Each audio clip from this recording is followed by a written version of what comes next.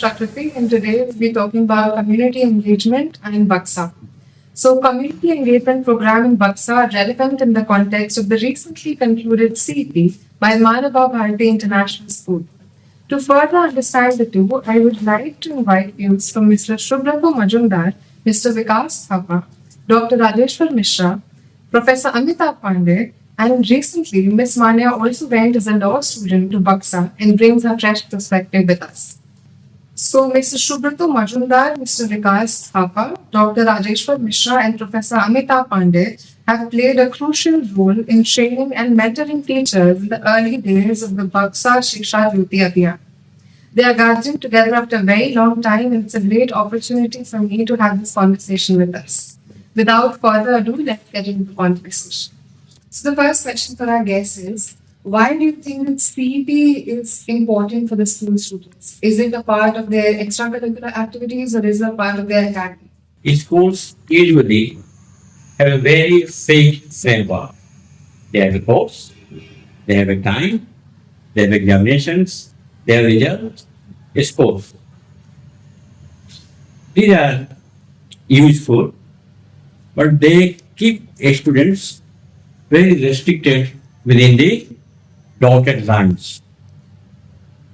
In the knowledge production process, we all have to see the world from different perspectives held by people.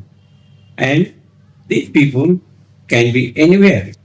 A teacher, a community person, a driver, anybody.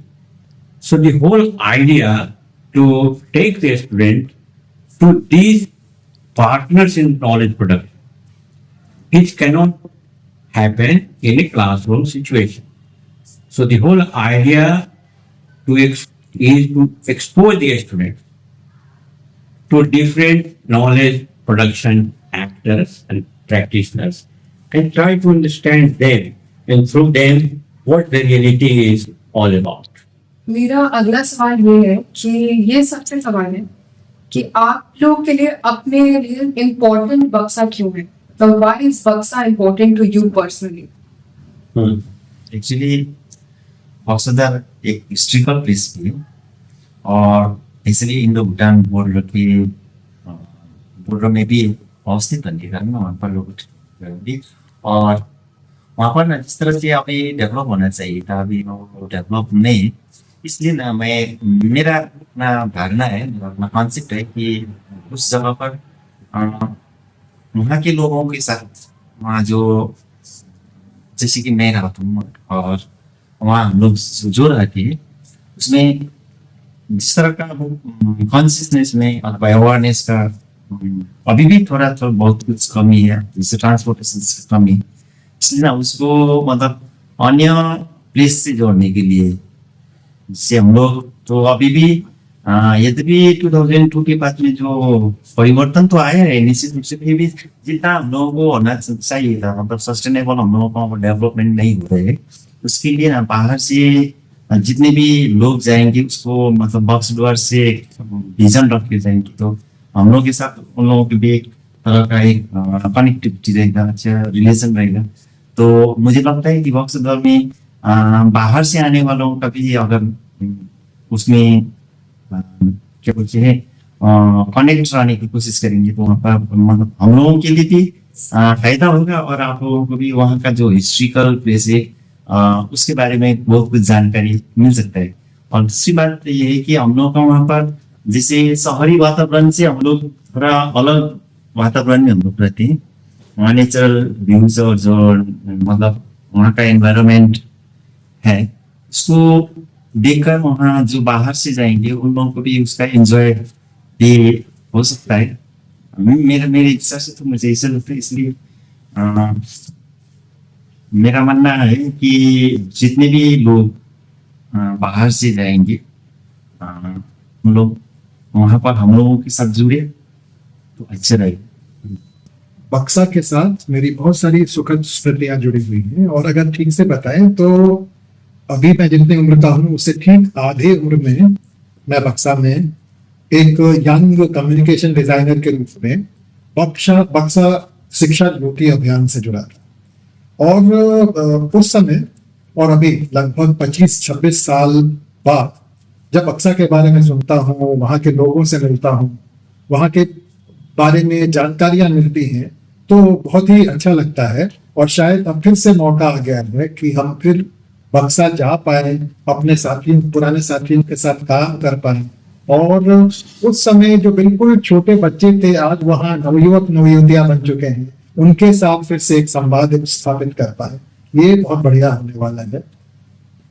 जो बक्सा में जो हम लोग काम शुरू किए थे 2002, उसके पहले जो प्रोजेक्ट को साथ जुड़े हुए थे, वो जो जियोग्राफिकली वो जो इलाका था वो थोड़ा डिफरेंट था बक्सा से। वहाँ जो अप्रोच हम लोग लिए थे, बक्सा में दूसरे अप्रोच लेना पड़ा, क्योंकि वहाँ का कम्युनिटी दूसरे तरह का है। वहाँ मिक्स कल्चर है, टुप्पा कम्युनिटी है, नेपाली है, आदिवासी है, बंगाली है।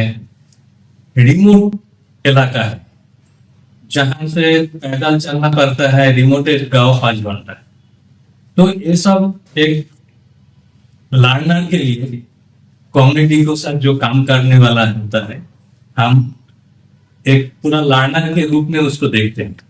वहां से जो लर्निंग हुआ है हमारा 2002 से शुरू करके, वो लर्निंग पूरा जितना प्रोजेक्ट उसके बाद हम किए हैं काम, वो लर्निंग को हम यूज किए हैं। ये जो लर्निंग जो कम्युनिटी को साथ जोड़ने वाला था, कम्युनिटी को एंगेज करने वाला था, जो जानकारी कम्युनिटी से मिला, उससे जो हम खुद को डेवलप करने का कोशिश किए हैं, वो पूरा जितना प्रोग्राम है वही अप्रोच हम उसमें अप्लाई करने का कोशिश करते हैं। वो बक्सा का जिस तरह का जो सिचुएशन था उस समय का, कम्युनिटी अप्रोच जो था, जैसे इवॉल्विंग अप्रोच था। हम उस दिन देख रहे थे जो फर्स्ट प्रेजेंटेशन बक्सा का, उसमें जैसे प्रेजेंटेशन में है क्या सिचुएशन वहां का था, और लास्ट महीना में बक्सा में गए, दोनों में जो कंपेयर करते हैं, देखते हैं कितना डिफरेंस हुआ। वो उसमें कुछ जो लर्निंग हमको, जो वो प्रोसेस के द्वारा आज जहां बक्सा है उस वहां पहुंचने में कम्युनिटी को, उसमें भी हमका जो लर्निंग हुआ है, वो पूरा जो मेरा लाइफ स्टाइल भी चेंज कर दिया बक्सा, इसलिए। अच्छा सुनील, तो एक बात मुझे याद है फर्स्ट प्रेजेंटेशन की, कि हम लोग जब फर्स्ट प्रेजेंटेशन के पहले वहां गए थे और लोगों से मिल रहे थे,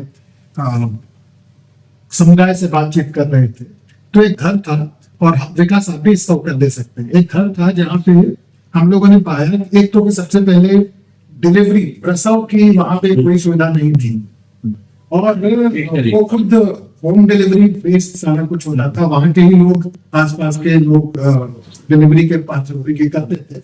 तो मुझे याद है एक फोटो, इतना बड़ा ये घास काटने वाला या कोई एक बड़ा सा लोहे का, क्या बोलते हैं विकास? पाटन बोलते हैं। पाटन जो होता है, क्या बोलते हैं? पाटन बोलते हैं। पाटन जो लोहे का इतना बड़ा, जैसे उससे अम्बिलिकल कॉर्ड, नाभिनाल जो होता है, उससे माँ से बच्चे का वो कितना अनहाइजीनिक और कितना मेरे लिए जो शहर में रहने वाला व्यक्ति है उसके लिए काफी डरावना था, क्योंकि मैं हेल्थ सेक्टर में काफी कुछ काम करता था। तो अब स्थिति क्या है? अब वहाँ पे क्या है? अभी भी वैसी स्थिति है या हेल्थ सेंटर वैन है? लोग प्रसव के लिए कहाँ जाते हैं? ना, अभी तो पहले की कंपैरिजन में अभी बहुत अच्छा, चेंजेस तो हुआ है।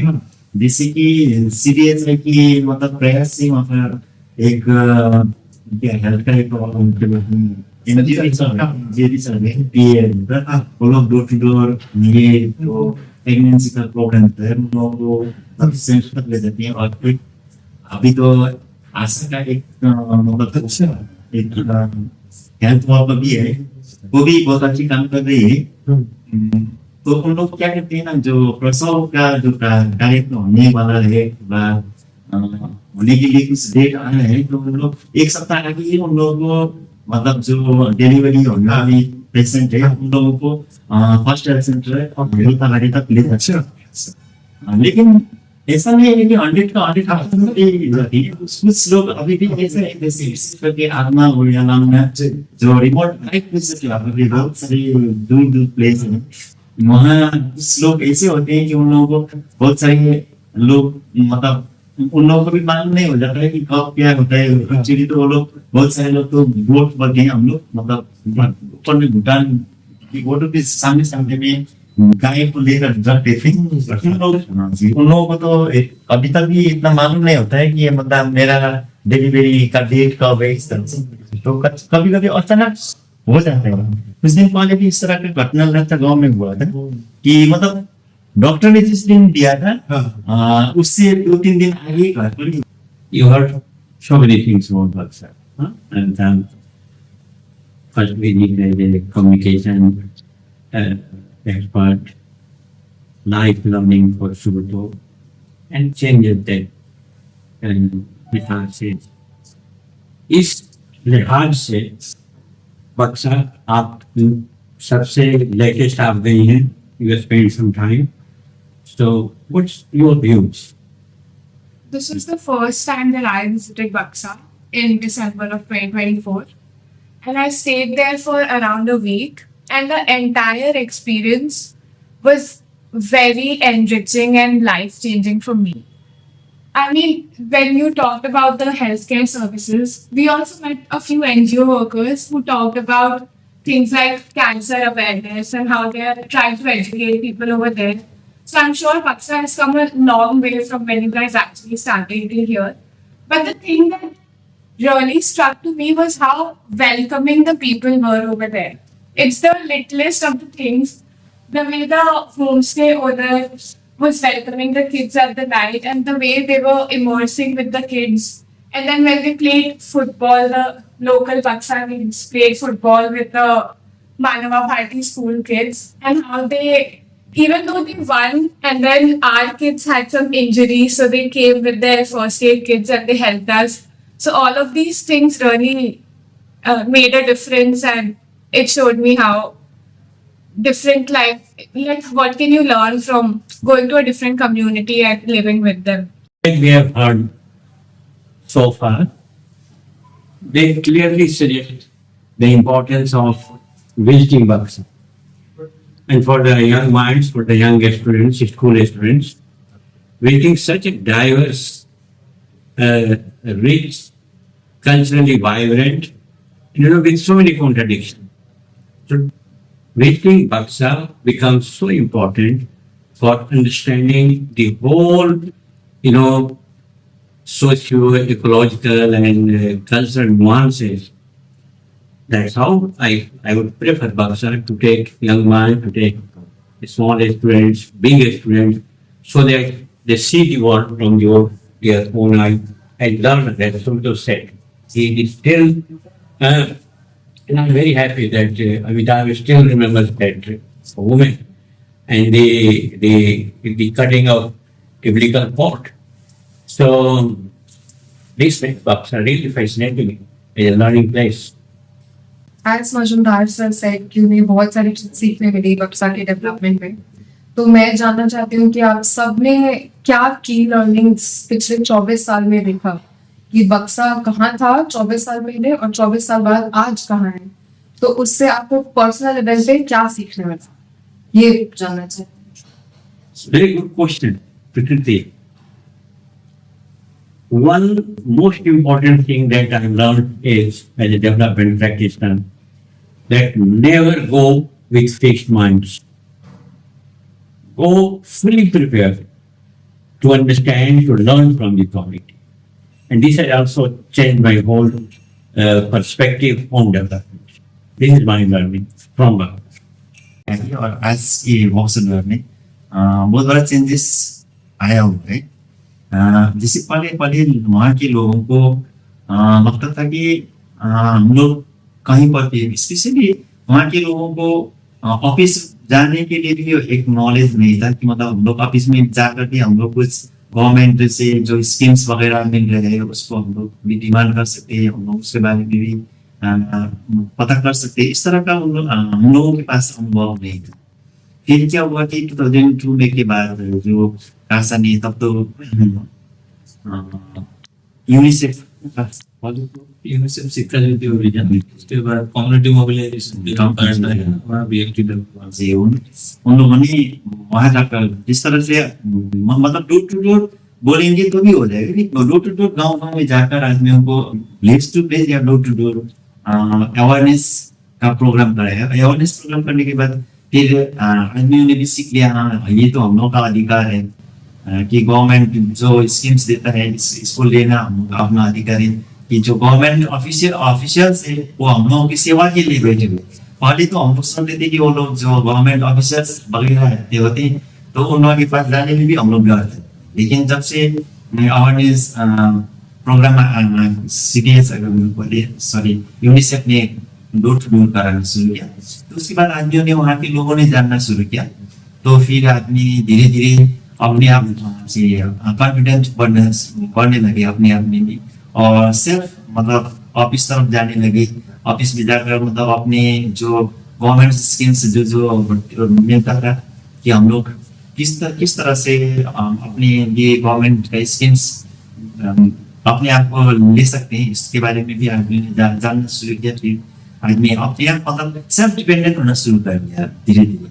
पहले जो मतलब 2002 के आगे में जो आदमियों में एक तरह का जो मानसिकता था संकीर्ण बनेंगे कि मतलब हम लोग बक्सा दुआर से बाहर निकल कर नहीं जा सकेंगे, इस तरह का जो हम लोगों की सोच था।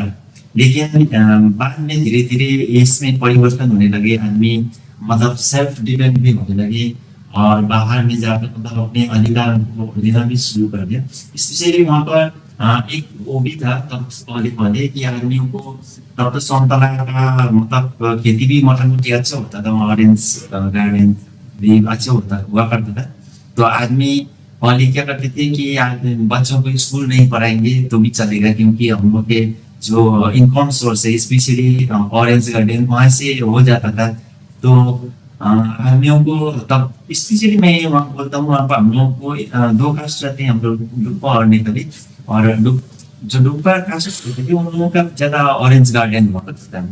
तो उन लोगों का ये मतलब ऑरेंज से तो इनकम सोर्स ज्यादा हो रहा था। तो वो लोग हम लोगों ने देखा था 2002 के आगे या तो 98 99 के इस समय वहाँ पर जब ये जो ICTS का वर्कर्स के लिए वही हेल्पर्स के लिए रिक्रूटमेंट ले रहा था, तो लेप्चा गाँव में मुझे जहाँ तक मालूम है कि एक वीडियो सर ने जाकर बोला था कि आप लोगों को यहाँ से कोई एक हेल्पर अथवा वर्कर के लिए 2 आदमी चाहिए, लड़की चाहिए, इस तरह से उन लोगों ने बोला था। मतलब ब्लेज वाइज वर्कर्स और हेल्पर दे रहे थे, तब तो बुला कर दे रहे थे। तो लेप्चा गाँव से तो उन लोगों ने साफ डिनाई कर दिया था कि ना हम लोगों को ये दूसरों को बच्चों को सिखाने के लिए, बच्चों को देखने के लिए इस तरह का हम लोग वर्क नहीं करेंगे, इस तरह का मतलब सर्विस नहीं करेंगे बोलकर उन लोगों ने सेल्फ डिनाई कर लिया था। लेकिन बाद में जब ना इस तरह का मतलब सोशल कॉन्शियसनेस में आया, अवेयरनेस होने लगी, तो उन लोगों ने धीरे धीरे ना ये भी हम लोग का एक क्या बोलते हैं पेशा है, ये भी एक सेवा है बोलकर अभी मतलब उन लोगों में भी एक चेंज हुआ। तब उन लोगों के घर में मतलब फैमिली प्लानिंग जैसा भी वैसा कुछ नहीं हुआ करता था। तो मतलब एक घर में 5-6 बच्चा हुआ करता था। लेकिन जब से ये मतलब कासा ने वहाँ पर काम करना शुरू किया, यूनिसेफ में काम करना शुरू किया, निश्चित रूप से वहाँ पर बहुत सारे चेंजेस आए हैं, बहुत सारे चेंज हम लोगों को देखने को मिला। जैसे कि गांव में स्कूल बनाकर बच्चों को भी, जो बच्चे स्कूल नहीं जा रहे थे उन लोगों को भी वहाँ पर शिक्षा देना शुरू कर दिया। फिर जो बच्चे मतलब स्कूल जाने का मन नहीं कर रहे थे उन लोगों को भी मतलब ईयरली कासा ने मतलब वहाँ पर एक क्या बोलते हैं मिलन मेला बोलकर मतलब बच्चों को स्कूल आने के लिए प्रेरित करने के लिए मतलब इस तरह का प्रोग्राम भी रखने लगे। तो बच्चे भी स्कूल आने को मतलब लालायित होने लगे। उसके साथ साथ गार्जियंस में भी एक तरह का कॉन्शियसनेस आने लगे। तो देखते हैं कि मतलब 2002 और अभी में एक बहुत बड़ा चेंजेस आया हुआ है निश्चित रूप से। फिर भी अभी स्पेशली मैं तो वही सोच रहा हूँ कि वहाँ पर अभी भी मतलब हेल्थ के लिए और ट्रांसपोर्टेशन के लिए उतना मतलब हम लोग क्या बोलते हैं एकदम सेटिस्फाइड नहीं है। I learned communication skills for sure when you talk to those people and when you engage with the community. You learn empathy. शायद तुम कर रही हो कि I learned empathy, I learned communicating with those whom we might not have communicated. Some from a different background. So it's very now. So, in continuation with Professor Pandey, I'd like to ask you, how do you think, in context of the community engagement program, design thinking and innovation sync with it? Oh, good question. Yes, this is really a good question because when we talk about design thinking and innovation and design never happens in isolation. So you need to connect with community first, and as Manya said, empathy is the key of any design thinking or design process. So I think the community engagement program, it's called community engagement program. It's a very, very important and I think for us, for any school, or high school, higher secondary school, or even in colleges, we need that connection with the student. So students should be exposed to community. अभी हो क्या रहा है कि बच्चे classrooms में पढ़ रहे हैं या फिर इंटरनेट पे पढ़ रहे हैं। तुम्हें पता होगा कि मैंने बच्ची से सवाल किया एक बार स्कूल के बच्ची से कि पैसा कहाँ से आता है, आपके पेरेंट आपके पिताजी पैसा कमाते हैं तो ये आपको पैसा बर्बाद नहीं करना चाहिए। तो उसे ये पता था तब तक कि पैसा एटीएम से आता है और कोई भी जाए एटीएम में पैसा निकाल सकता है। अब बच्चों को ये भी नहीं पता है, शायद बहुत सारे बच्चों को, कि गेहूं कहाँ उपजता है, या उपजता है या फैक्ट्री में बनता है या सुपर मार्केट में मिलता है।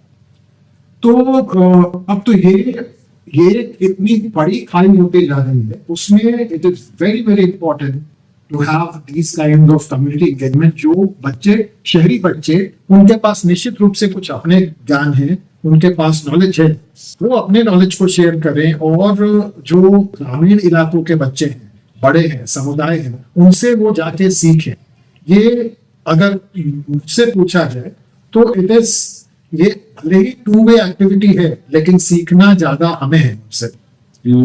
उनके पास बताने को बहुत कुछ है, सीखना हमें है। कि go to the people, learn from them, learn from them, live with them, start with what they know, build with what they have. The best of the leaders, when the job is done, when the task is accomplished, the people will say, we have done it ourselves. My question for the teachers would be, it's a two-part question. As Sir said, what are your key learnings from the trip to Buxa, and how did you learn what's going on in the community and how they're developing? And the second part would be, what do you think students took the most benefit from being there? So, if I talk about my learning as well as the learning of the students, I must say कि जो simplicity थी उन लोगों की, community की simplicity and the simple lifestyle or living tradition of Prata, I think that is a very important takeaway because with very limited resources. So, for me, being a student or a teacher of economics and commerce, I would like to emphasize on the economic part of that whole study. I was influenced, or I liked the most was the sustainable model, self-sustainable model, where the whole concept that they narrated or they generated of self-sustainability was the most important thing for me. The process through which they gone through this identity crisis, where they fought for it through the system of education and health, and whatever they have achieved till now is really a thing to be appreciated. And if you'll see, the whole model revolves somewhere around tourism, and every aspect, either it's the part of travel or it's the part of guide or homestay or other parts of tourism as well. These all are oriented and being created by these people taken together.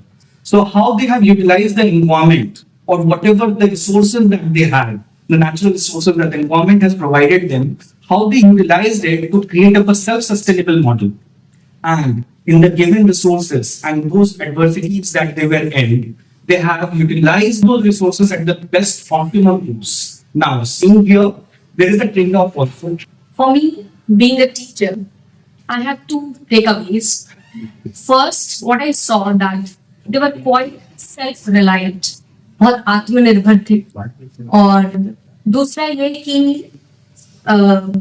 Empathy का true example हमें वहां देखने को मिला और जब शाम में हम लोग अपने होम स्टे में आते थे बच्चों से बात भी होती थी we discussed a lot that how self reliant they are अपनी नीड्स को कैसे फुलफिल करने के लिए दे वर्क सो हार्ड और एम्पैथी का मैं एक एग्जांपल देना चाहूंगी कि ड्यूरिंग द इमिग्रेशन प्रोसेस कुछ डॉक्यूमेंटेशन की प्रॉब्लम की वजह से जब हमारे कुछ बच्चे नहीं जा पाए बॉर्डर के उस पार तो I would like to mention Subroto sir का मैं नाम यहाँ पे मेंशन करना चाहूंगी कि बच्चे तो निराश थे लेकिन वो निराशा उनमें ज्यादा दिख रही थी वो बहुत ज्यादा परेशान हो गए थे कि what can be done what are the other alternatives की बच्चों को बॉर्डर के उस पार कराया जाए और बहुत ही अच्छा उन्होंने व्यवस्था किया and all of a sudden he arranged a kind of conveyance for us and हम लोग बॉर्डर के उस पार थे और बच्चे बहुत थैंकफुल थे तो एम्पैथी का ये ट्रू एग्जांपल सच में हमें वहां पर देखने को मिला